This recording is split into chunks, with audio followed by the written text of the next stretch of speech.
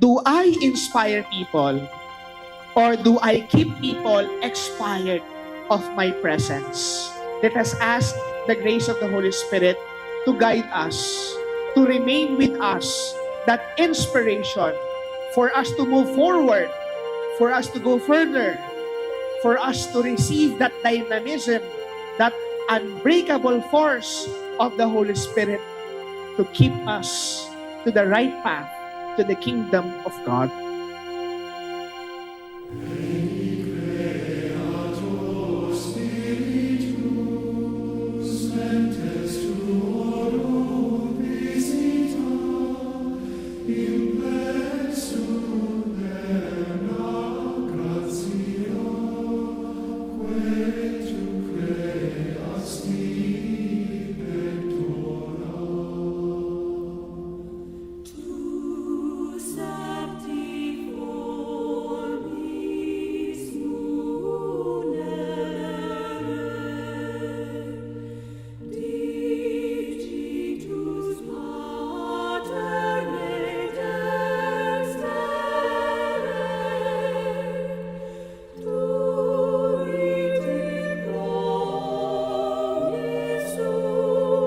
My dear brothers and sisters, we are celebrating today the Mass in honor of the Holy Spirit to open this school year sa gabay at pamatubay ng Espiritu Santo to keep us inspired, to keep the flame of His love.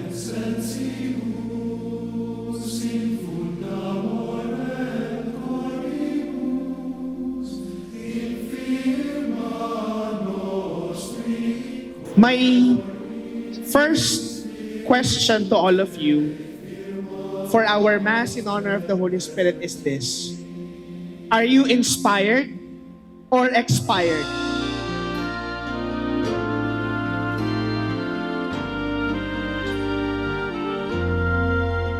Bakit pa natin kailangang maging inspired at hindi expired? If we are expired, wala tayong gana. Wala tayo sa focus. Ayaw nating mag-grow. Ayaw nating mag-develop. And yet, ngayon, humihingi tayo ng tulong sa Espiritu Santo to keep us away from expiration and to keep us, to remain with us, inspiration from God through the help of the Holy Spirit.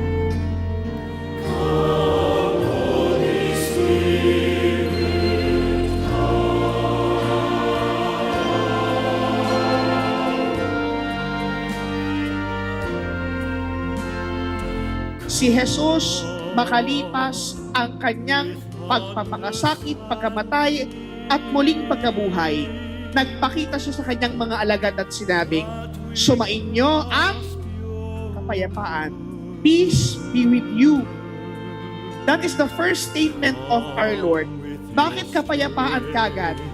Kasi kung tayo ay inspired ng Holy Spirit, we are at peace. Holy Spirit, come.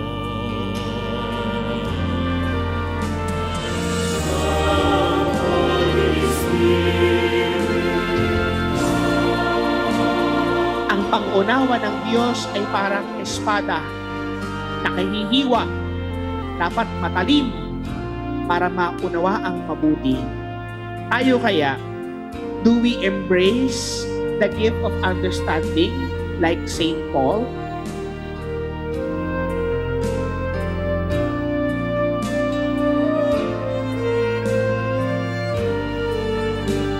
Let us remain with this prayer to the Holy Spirit. Come, Holy Spirit, fill the hearts of your faithful and kindle in them the fire of your love.